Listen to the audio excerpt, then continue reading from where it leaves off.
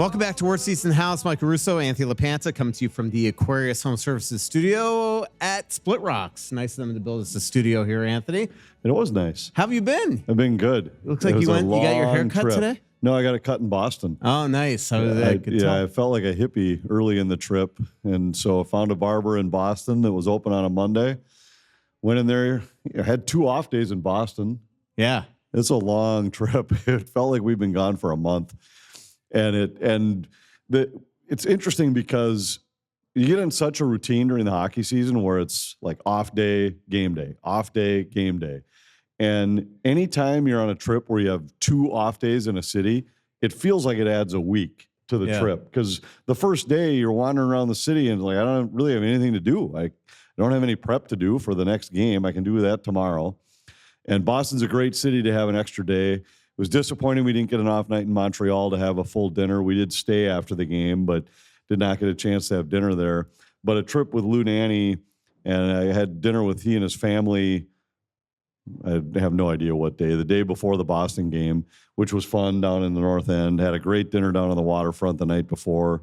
It was a great trip. Yeah, and unfortunately, Vinny didn't get to play against the Wild on Tuesday night. I'm sure Louis was excited about that. Disappointed for sure. And it was interesting because we were having his parents were there, Tino and Michelle, because Vinny's birthday is I think maybe yesterday or today, one of the days, and so they were going to go out anyway. And he played 8 games in a row, and then all of a sudden he gets scratched 2 times in a row. And the NHL's a business. Nobody's just, hey, let's feel good story. Lou's here, his parents are here. Let's let the kid play. I mean, that isn't the way it works. But that was the way they're talking at dinner, and they are all living and dying. This guy coming off the injured list, that means somebody's got to go to the minors. Even if it's a paper move, that's me because I don't need waivers. And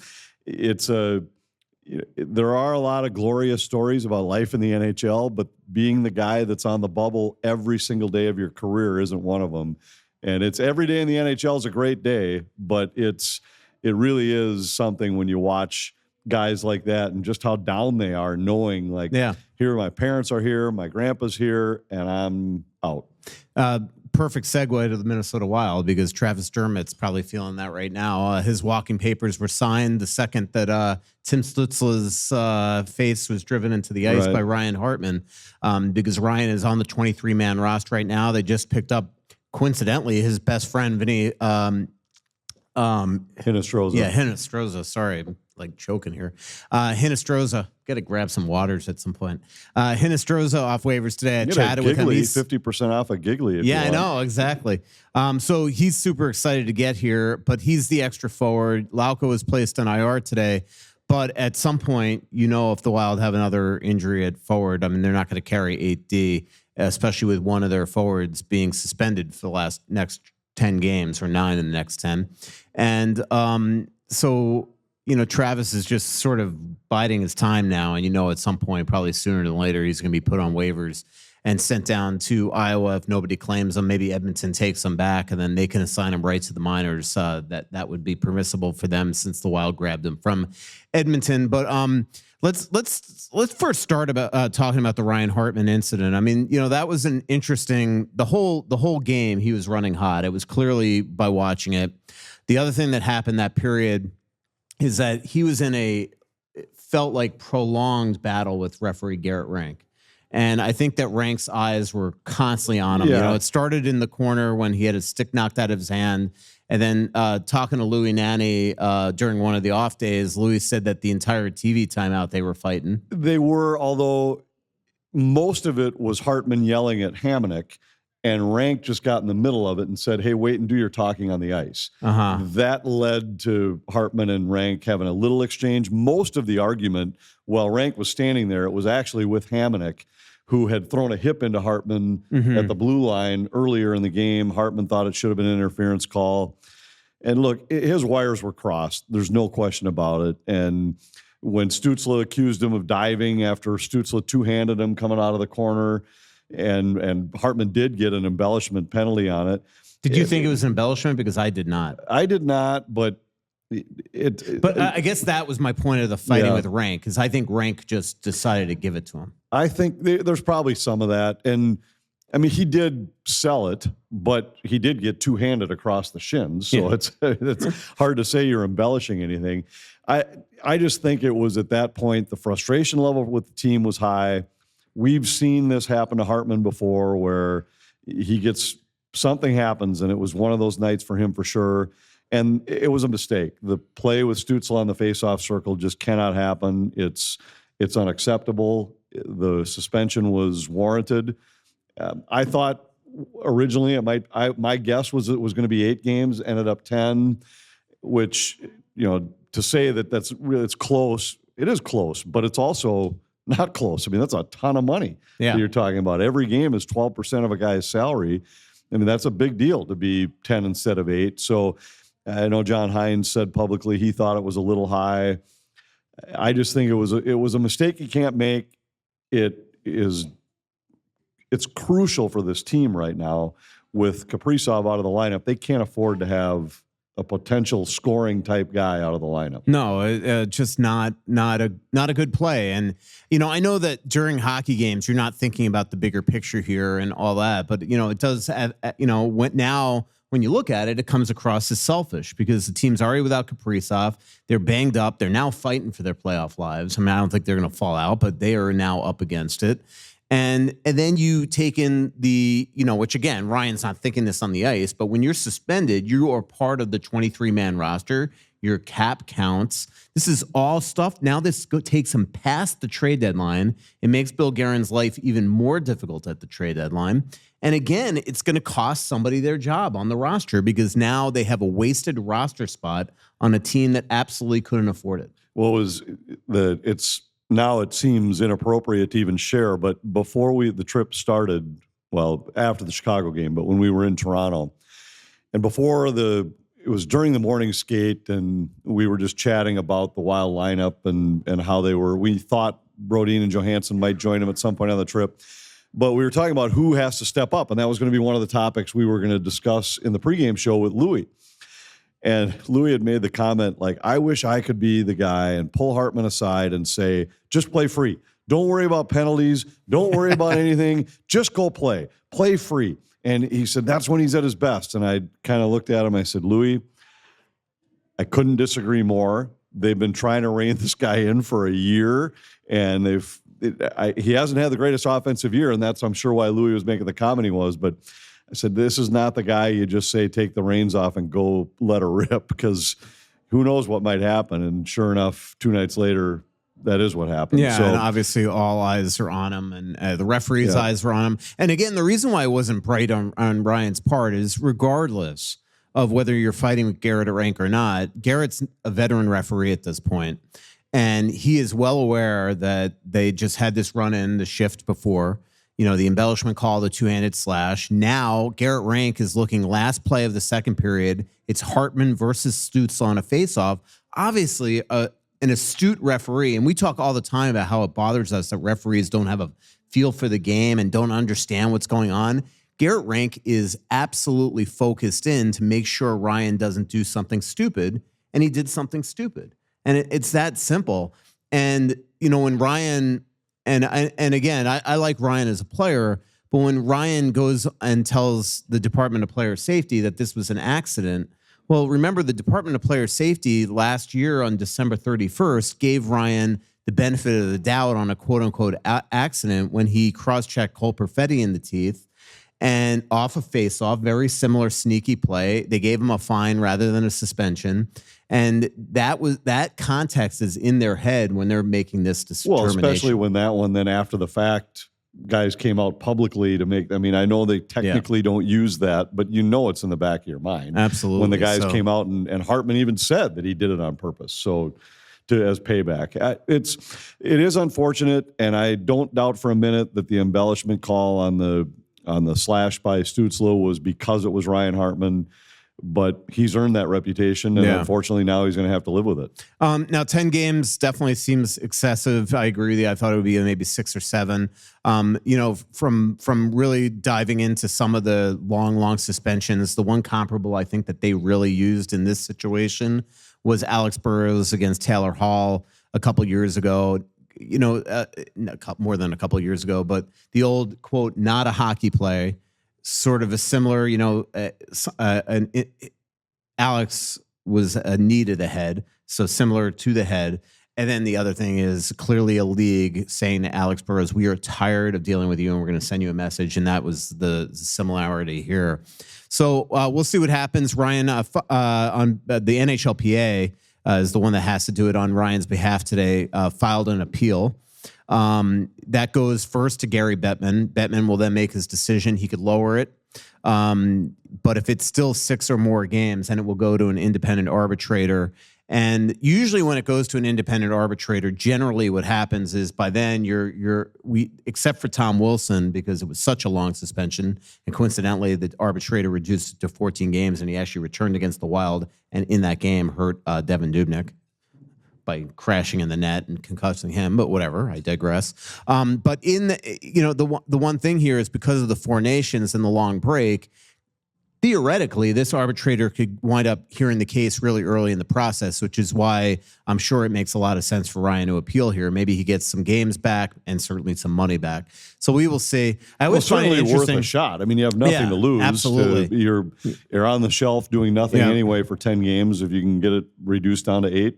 And he really genuinely has nothing to lose, because his reputation is at an all-time low, not just league-wide, but I am shocked. Wild fans are tired of it. And what Ryan now needs to worry about is the Wild tired of it? Is Bill Guerin and John Hines and everybody inside the organization saying enough is enough? We are going to cut ties with him this offseason. I really genuinely think that is probably what's going to happen. I think that they are going to work hard to try to trade him. And if they don't trade him, I think they will genuinely consider a buyout, because I just don't think that this can continue to happen. It's 4 times now since 2023. I wanted to ask you this. I always find interesting when a union files a grievance like this, an appeal, what Tim Stützle's thinking. Right. It's one player that attacked another. Yeah. And Tim Stützle, I'm sure, is just looking at him like, I'm glad I give 1.8% of my salary or whatever it is to freaking the NHLPA to file a grievance on behalf of the other guy. That happened to me once at a certain newspaper too. We had layoffs, and you're supposed to. It was not layoffs. It was buyouts, and the way that buyouts worked is that it was offered to you based on seniority. Well, I was low man on the totem pole, and I got essentially skipped over, and somebody else got a buyout, and then the union essentially filed a grievance against the newspaper I was working for at the time, basically saying not against me, but basically saying like, wait a minute, somebody else was below on the seniority, and I remember thinking that exactly. I'm like, I'm paying you guys to protect me too here. But anyway, there we go. So Ryan's gonna sit, as far as we know, up until March 9th, when the Pittsburgh Penguins come to town. Now Vinny Hinostroza comes here. Veteran of 387 games. He's been on 6 teams before. The one thing about Vinny, and I've watched him obviously a long time just being in the league, is that he's got a lot of speed. He certainly has more skill than what we've seen on the 4th line from some of their guys. And I think that's what they're banking on here, is it's worth a shot, right shot. And maybe he can at least, help defensively. I assume play PK. We'll see. But definitely maybe chip in the odd goal, something that we haven't been seeing other than this road trip from the 4th line most of the year. Yeah, and coincidentally, we talked to Andrew Burnett about him when we were in Nashville. He had some big numbers in the American League this year. I think he had 33 points there, if I remember right.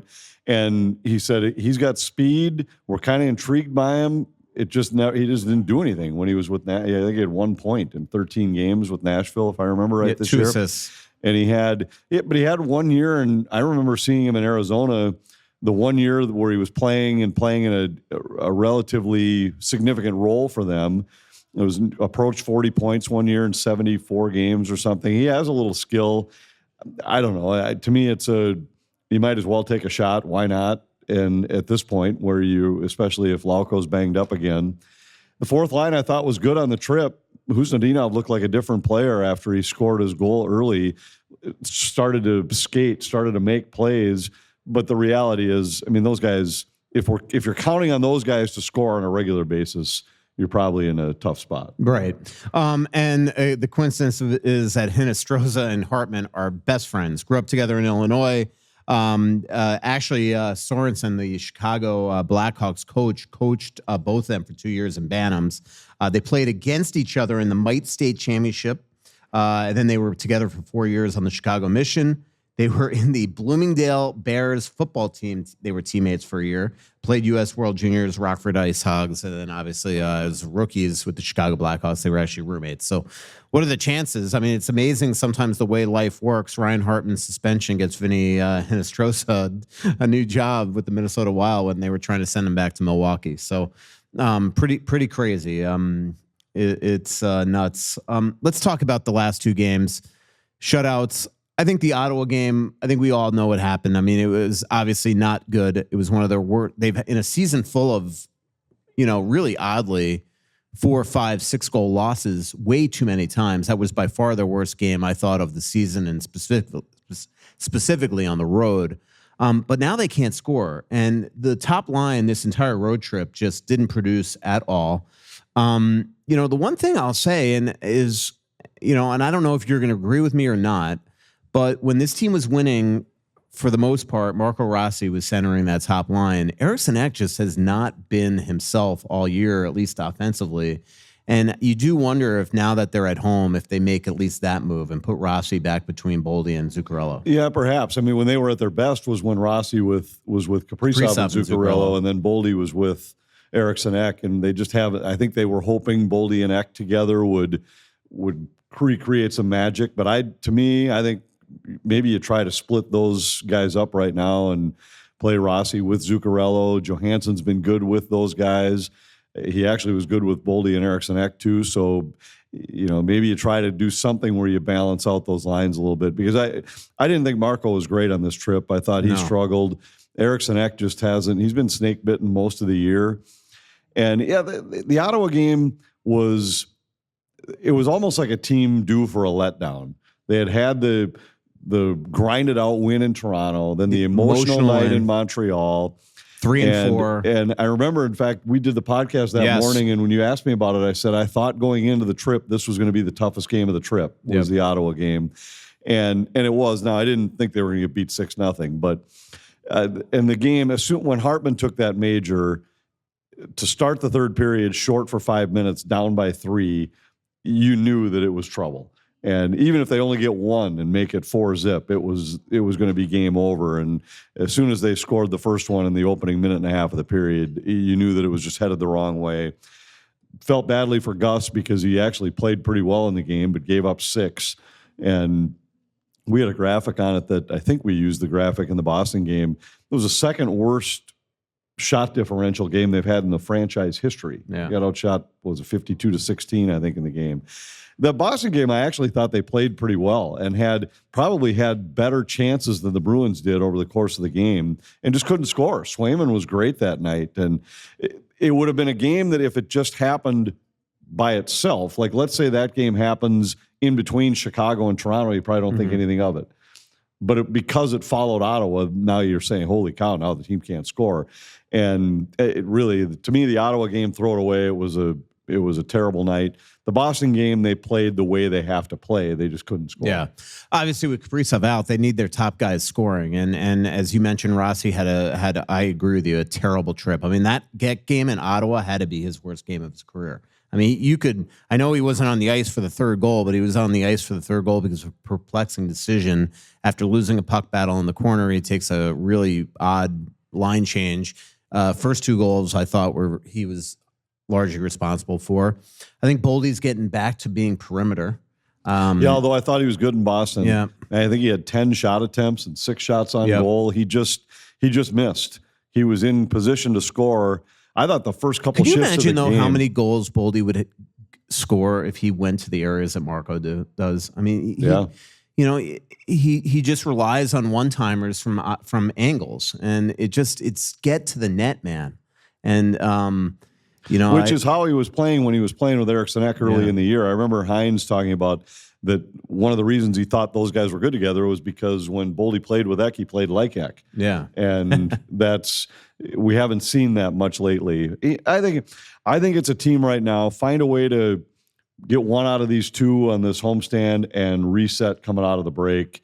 I think right now it's a team that's been pushing pretty hard through a schedule that's been a bit of a grind, through some major injuries where guys have been asked to carry a lot bigger load than what they normally would have.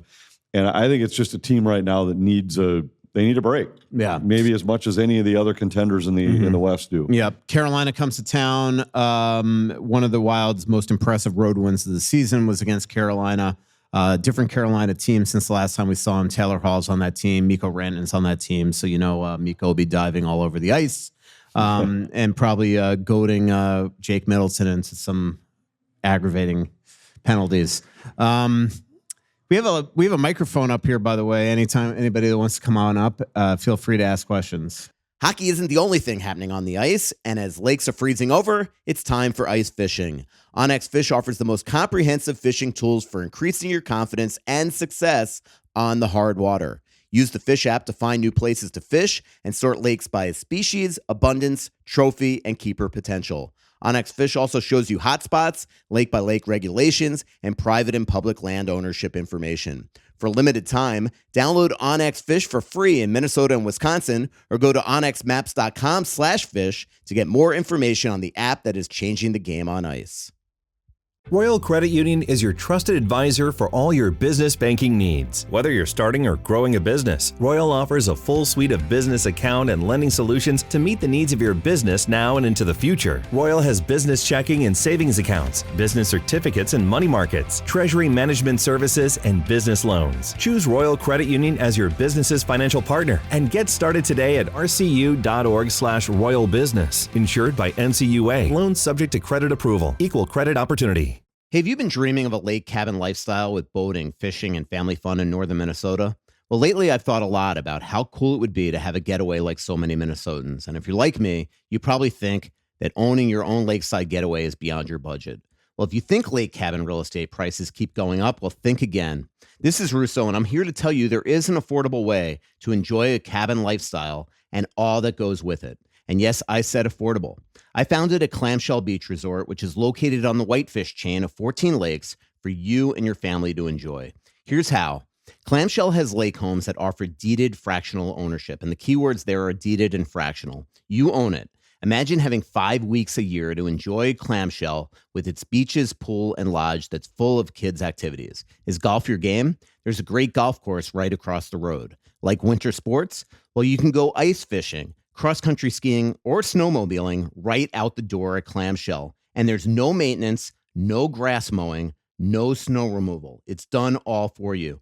And you can own a share of Clamshell Beach Resort at an affordable price. To learn more about ownership opportunities at Clamshell Beach Resort, go to cottagesonwhitefish.com or contact Pat Egan at 612-220-9819. That's cottagesonwhitefish.com or Pat Egan at 612-220-9819.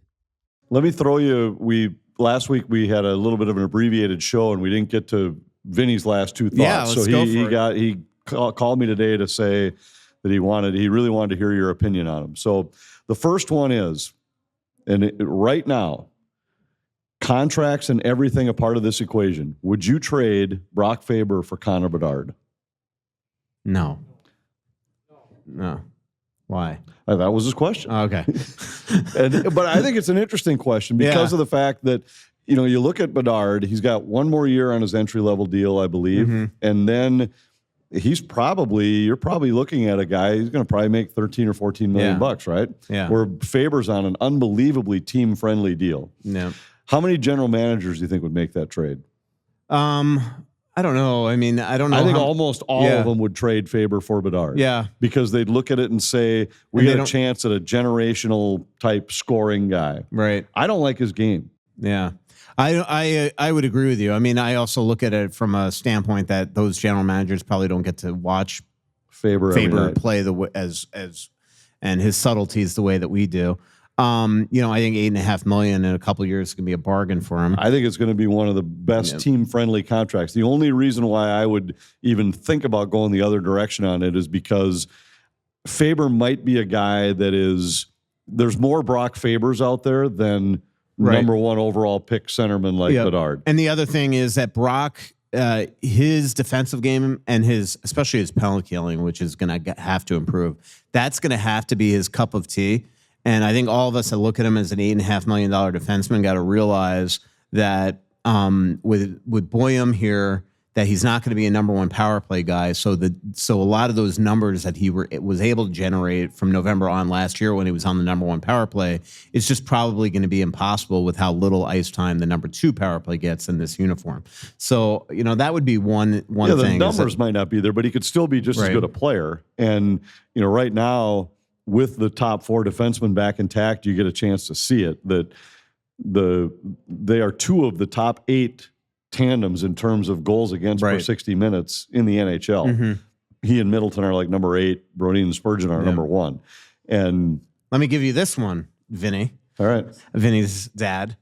Brock Faber for Macklin Celebrini. I would do that.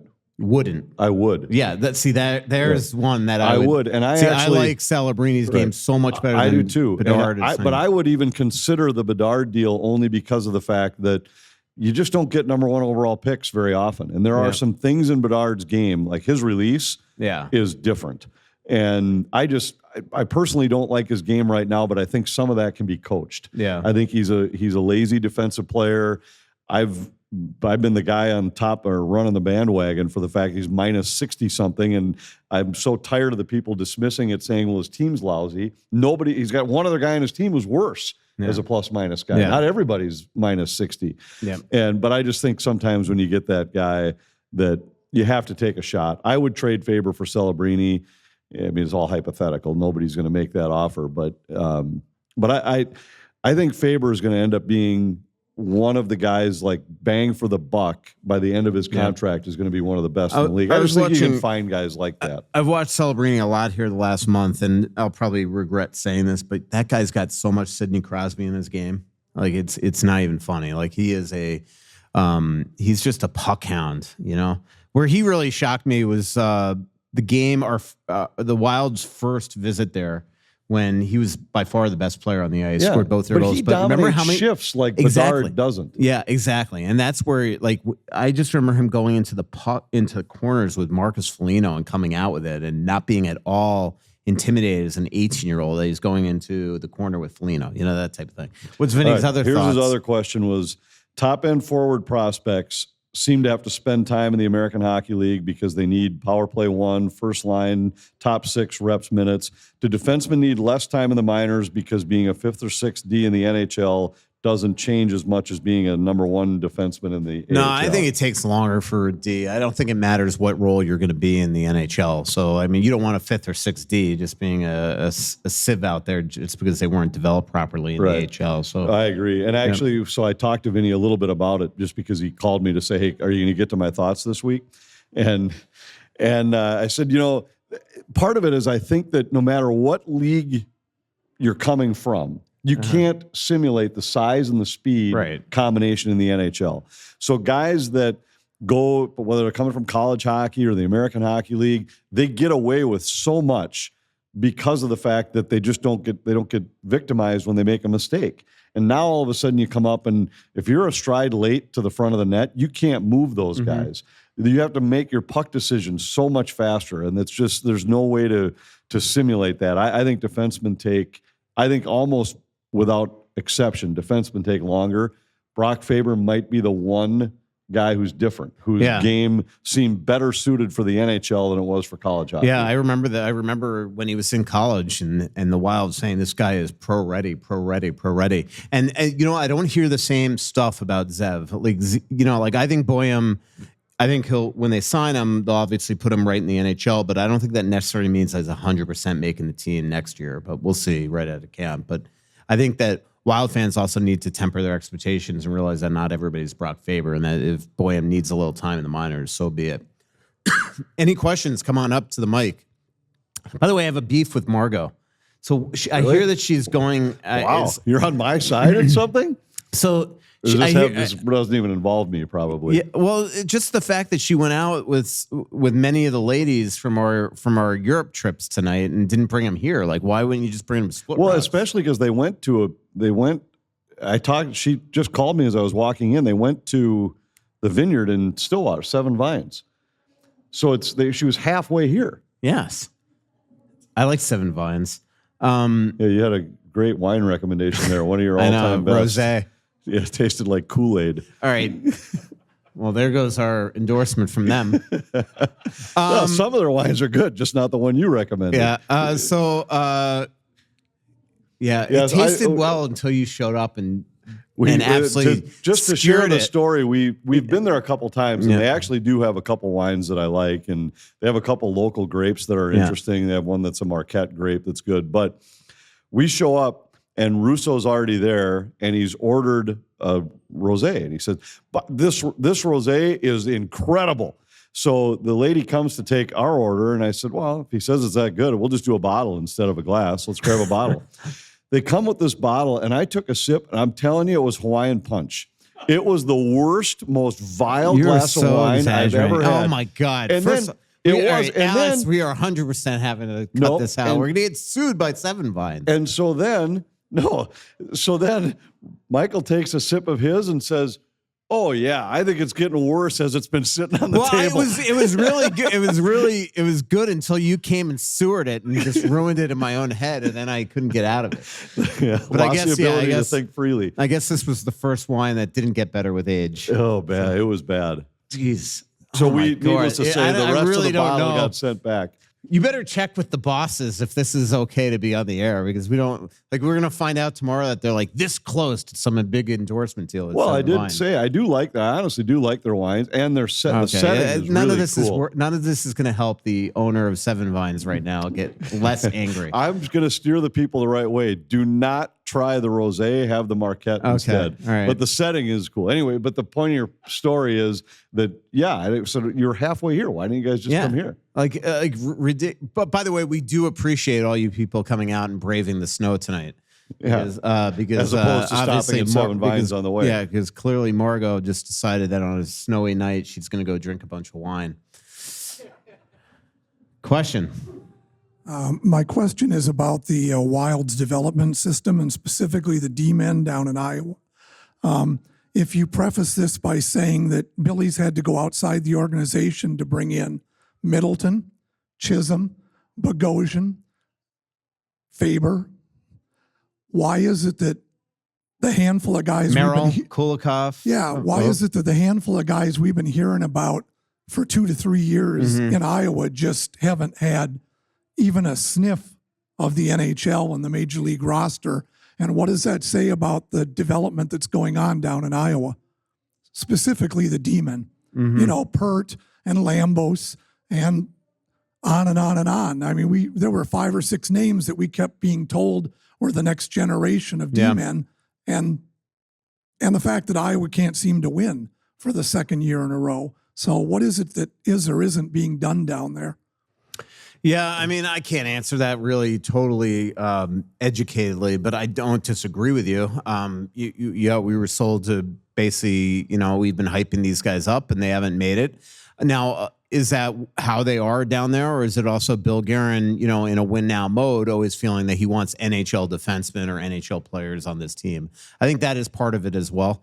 They were young defensemen, and he wasn't just going to throw them right into the fire when this team's edict is to make the playoffs every year.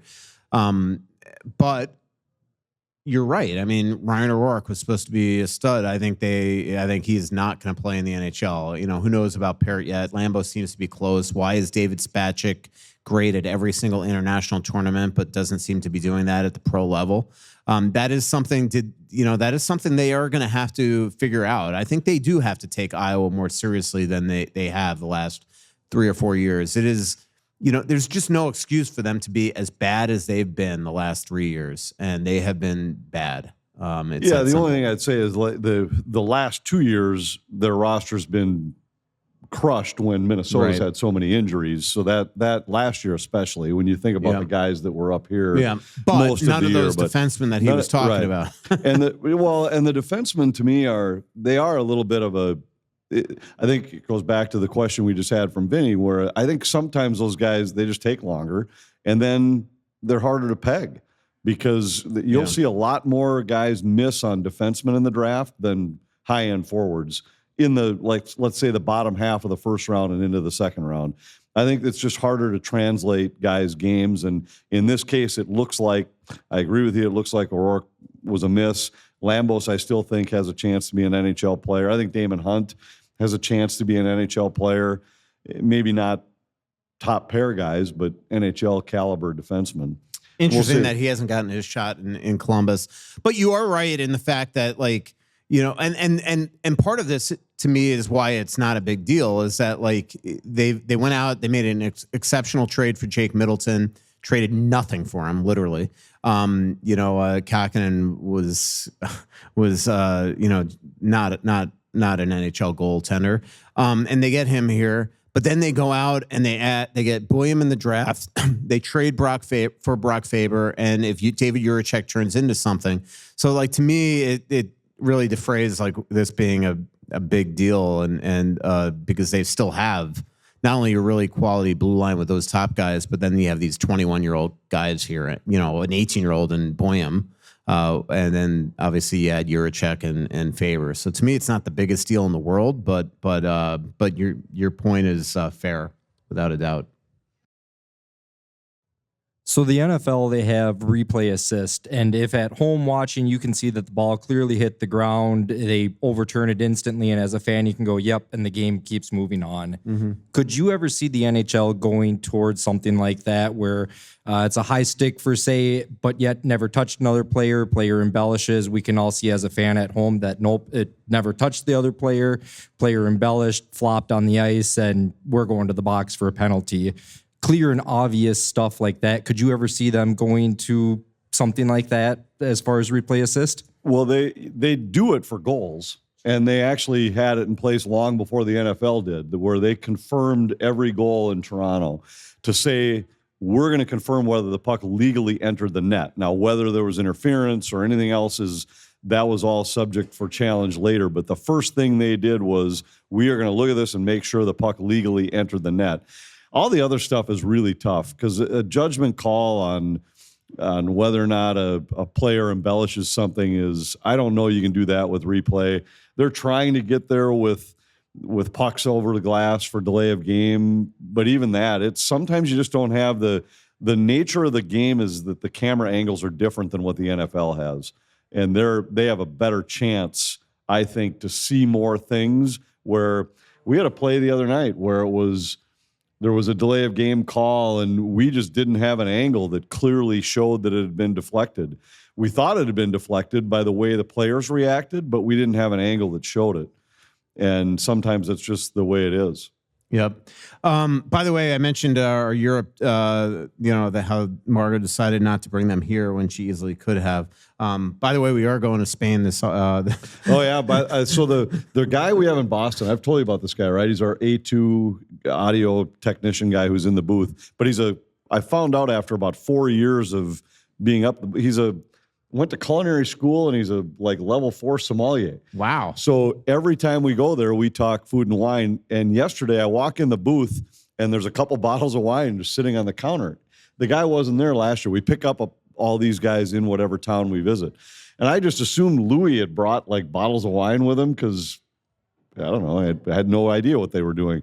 And I walked in, and all of a sudden my Eddie walks in, and he said, yeah, I missed you last year. I said, yeah, I thought you retired or something. No. I brought a couple for you to try.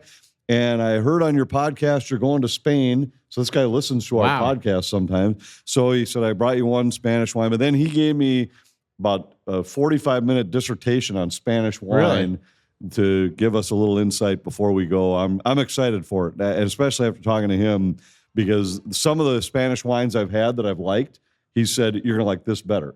this is that, but better. This is that, but better. And so I'm Nice. excited about that. Yep.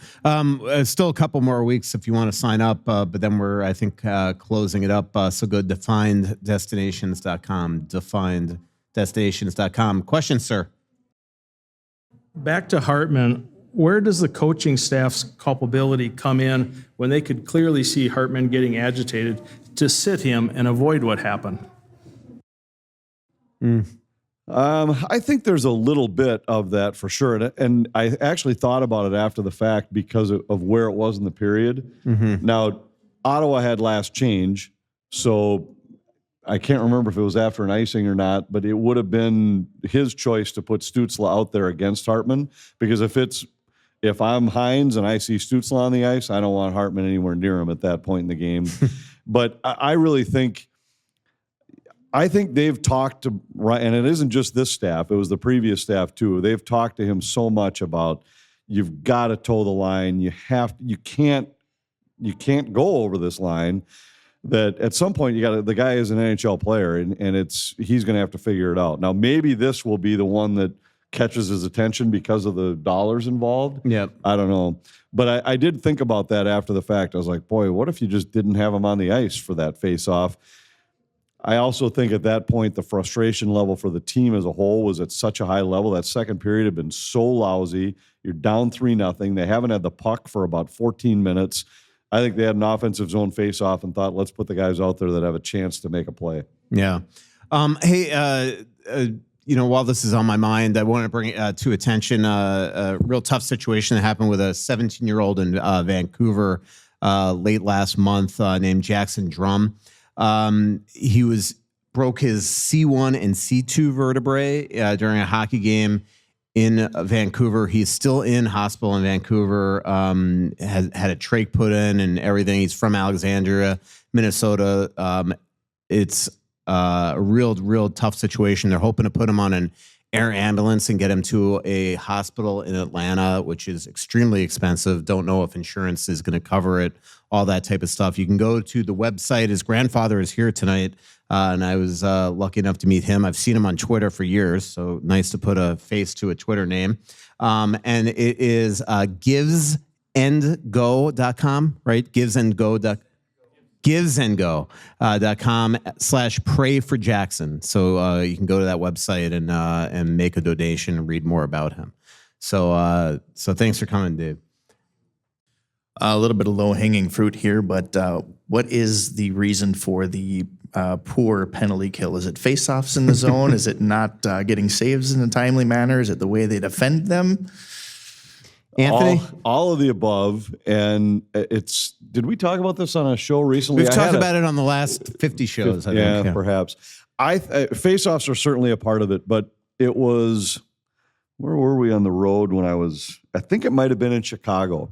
And I was on this trip, and I was texting with John Hines in the morning because I was digging into the numbers of the penalty kill, because the eye test said it had been better for about 2 weeks, where they were contesting zone entries and were early in the year, it felt like they were giving up goals 5 seconds into every power play. Now it felt like they were giving a whole bunch up with 2 seconds left in a power play, where you were about to say, boy, the kill was great, and then the puck's in the net. How about that? Remember the 5-on-3? It was like in that 2 seconds between the 5-on-3. Where was that? I forget. It was recently. But same exact situation. It's right. Like they killed the 5-on-3, and then right between the 5-on-3 to the 5-on-4, boom, they goal. scored. Yeah. And so I dug a little deeper into the numbers, and we went back, I think, to maybe the start of January. And they were in the top 6 in the league in terms of chances against when shorthanded per 60 or per 2 minutes, whichever way you want to do it, for expected goals against, attempts and shots against. They were in the top third of the league. High danger save percentage, 32nd. And it's been the story all year. They just have not gotten enough saves on the kill. They've certainly had their moments and had their flaws with execution too. But for the season, I believe their high danger save percentage on the kill, this was 3 games ago. Well, it can't have gone up after the Ottawa game when they gave up 3. They were 31st overall in high danger save percentage on the kill. And you have to get saves on the penalty kill. It's that simple. We looked at the top 6 penalty kills, or the top 5 penalty kills were all in the top 8 in the league in high danger save percentage on the kill. And I don't think that's a coincidence. They just haven't gotten enough saves, and it was the case in this one. Ottawa scores 3, and it wasn't all on Gus, but at some point, it's okay to make a save on a high danger chance. We had a bunch of Twitter questions on our last show, but we didn't get to because it was abbreviated. One of the ones that was interesting was about Kirill's injury history and whether it would drive his cap number down at all. Joe Smith talked with Bill Guerin that we know that's not the case. They're not gonna all of a sudden go from you're a $15 million player on our offer, now we're going to offer you 12. It isn't going to drive the Wild's price down, but I think it might increase the odds of him signing. I agree with you, because he's not going to be as sure somebody else is going to go 17.5 right over 7 years to match the total dollar package of what the Wild can give him over 8. Yeah, I agree, and but I think that his injuries are a concern right now. I mean, this is 3 years in a row, it's you don't want him to go the way that Gaborik went. Where Gaborik just never really reached his full potential here as a star, because he was always dealing with abdominal issues or hip issues or things like that. Yeah, what's weird is Kirill's are all unrelated. Yeah, and it isn't like it's a guy who doesn't train. It isn't like a guy who's out of shape. And it's kind of like when we've talked about the guys like Brodin and Spurgeon. I mean, Brodin blocks a puck with a foot. I mean, that could happen to anybody. Spurgeon gets cheap shotted in the corner. That could happen to anybody. But when it starts happening to the same guys year after year, I don't know. There is something that there's been some like aura over the Wild these last couple of years, because it is unbelievable how many times as soon as one guy comes back, it's like one night and then somebody else is on the injured list. Yeah, or everybody's about to come back and then you drive somebody's head into the ice and get a 10-game suspension, and it has the same effect. I don't know. Any more questions? Otherwise, we have some more. Some pretty good questions. Are you warm enough, Anthony, by the way, for the Tonight Show? Yeah, I am. I'm not used to the cold. I was out of town here the last couple of weeks, actually. Question again.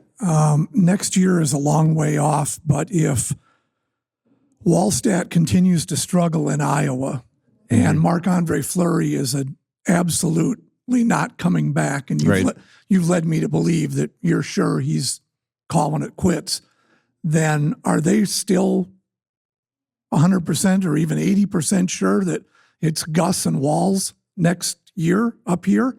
Or are they going to have to go shopping for a backup? Well, I think they're definitely going to have to get a really quality number 3 that could play games if things go south. But when you commit $2.2 million on a one-way contract to a goaltender, he's going to be here. Yeah, Uncle Craig's not going to want to pay that in Iowa. So can you imagine if Marc-Andre Fleury with a straight face went back to Montreal for his 3rd final trip to Montreal? I know. Well, that's when I asked that question. Were you there when I asked Fleury that question in Vegas, and he's like, no chance? I feel like that was just me alone in the corner. But anyway, so I asked him, like, and he that was his joke. He's like, could you imagine? He's like, at some point, I got to stop doing this. Like, it can't be like every time I go back to Pittsburgh, that's again, maybe my last time. So he said no chance. I believe no chance. I think he has definitely. Earlier this year, there were just so many people talking like, maybe, he's playing at such high level, and you just never knew. But when he says no chance, I tend to believe him. The question is, what does he do after he's done? And I still think that Billy's going to try to make sure he doesn't get too far away. Some way he'll be involved with the organization, I think. Yeah. But I agree. I think there's got to be an NHL veteran goaltender as a part of the plan, even if he's in Iowa to start the season. There's got to be a guy with NHL experience here. Absolutely. Aquarius Home Services offers 5-star rated HVAC, water treatment, plumbing, and electrical services throughout Minnesota and Wisconsin.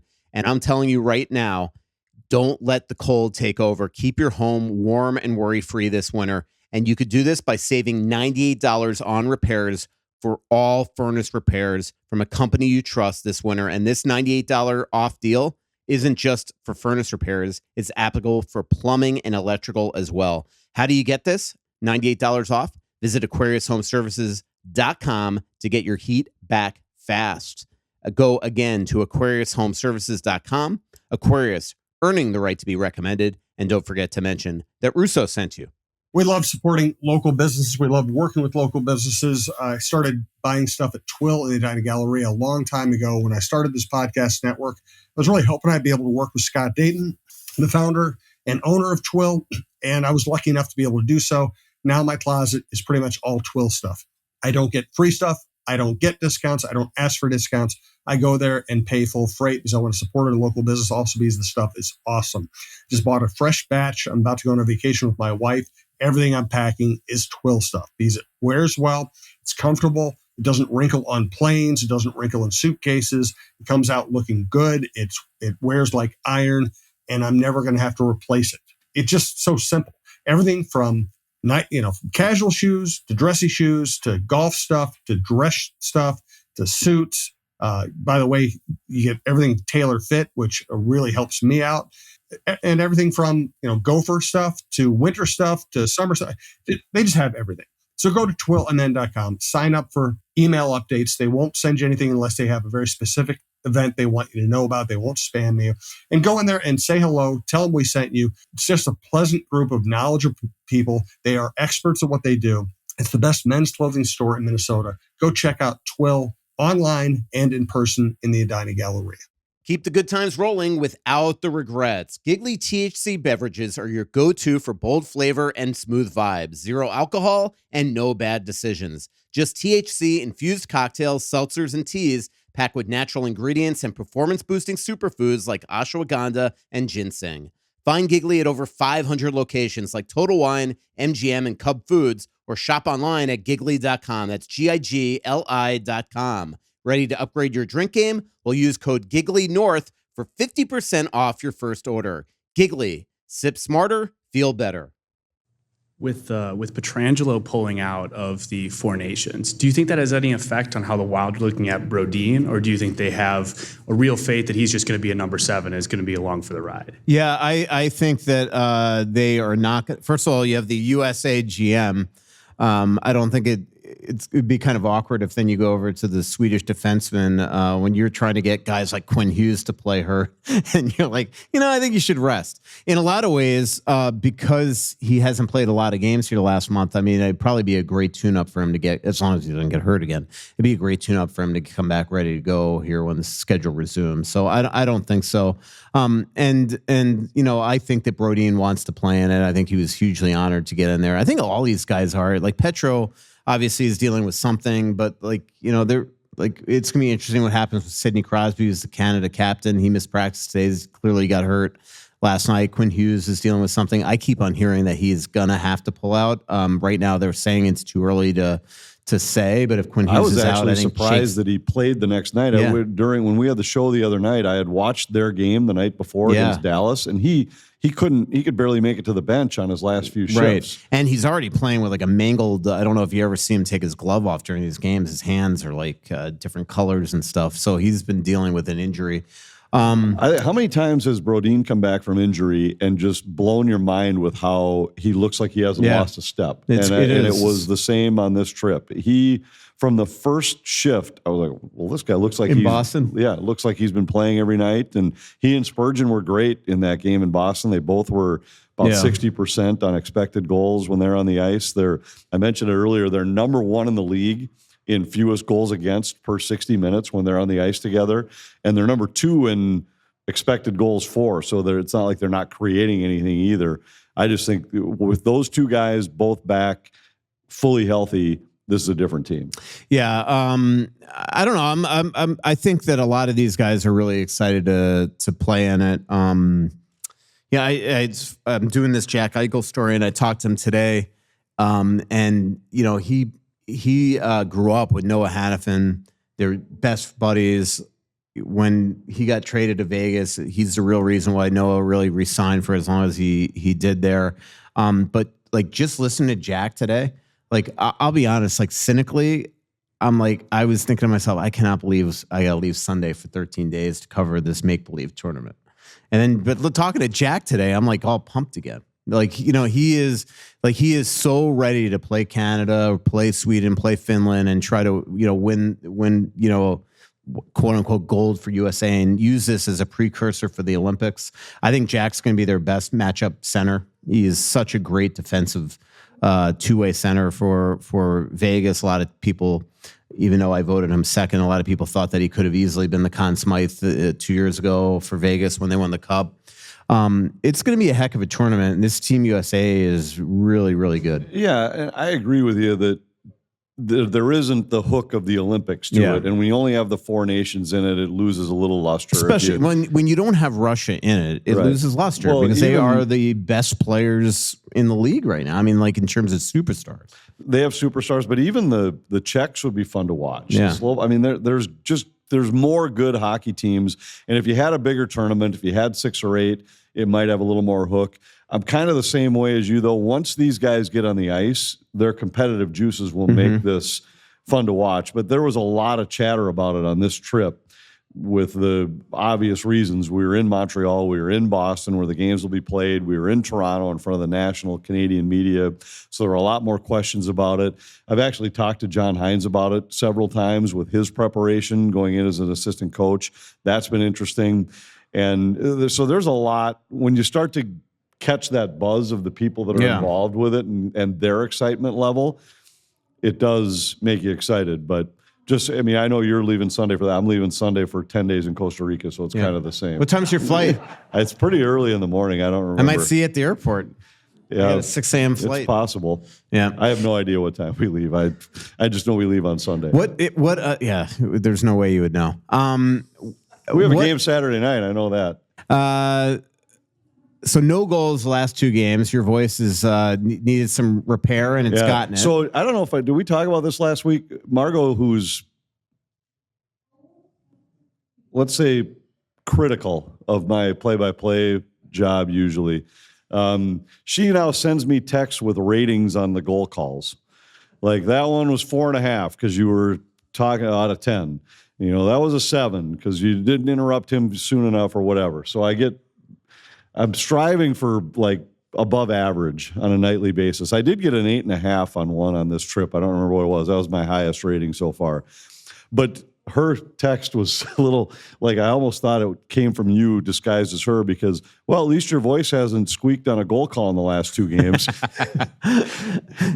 You do kind of at times lately sound like you're going through puberty. So I've had one this whole year. It was last year I had a couple of games like that. You had one fairly recently where I had one. I've had one this year. Okay. Believe me, that's when the rating system started.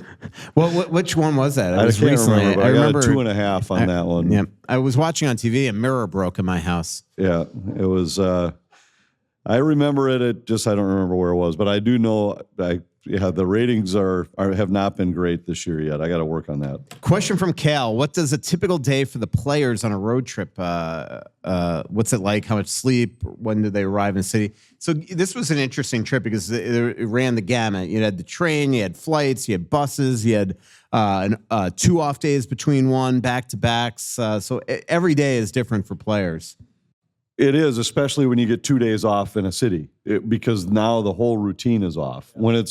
Our routine it's really amazing the efficiency with which the team travels. Sometimes if you just step back and look at what you're doing, you realize it's like we're kind of like the traveling circus. Like they pack everything up and we've on to the next city and put on a show there and then pack it all up again. But if the game's at 7, we are wheels up off the tarmac at 11 o'clock.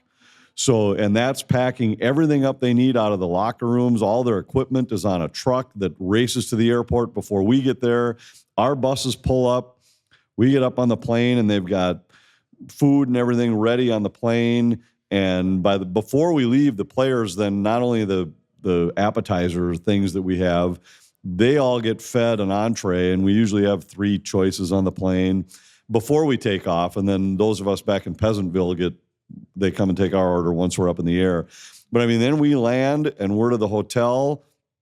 It's so amazing. They have one bus that takes the equipment guys right to the rink so they can get everything set up so that the next morning when the players come to practice, their equipment's there, their jerseys are hung up and ready to go. And then the other 2 buses go straight to the hotel. And I mean, then if it's a practice day, usually that might, if we've traveled the night before, the practice might be at like 1 o'clock in the afternoon. I mean, they'll have like a bus at 11. They have a meal at the hotel first, a breakfast set up for them. They usually have like a 2-hour window where they can go eat, but you wouldn't believe the food setup they have there with the options if any player had anything they wanted, it's available.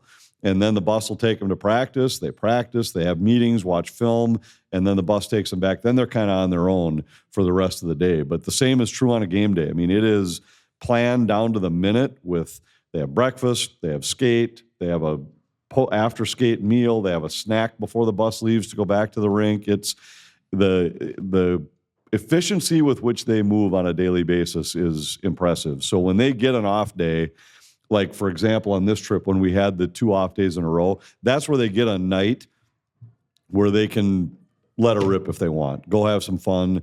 They had that in Montreal because the next day they weren't going to practice. All we had to do was get on a train to go to Ottawa.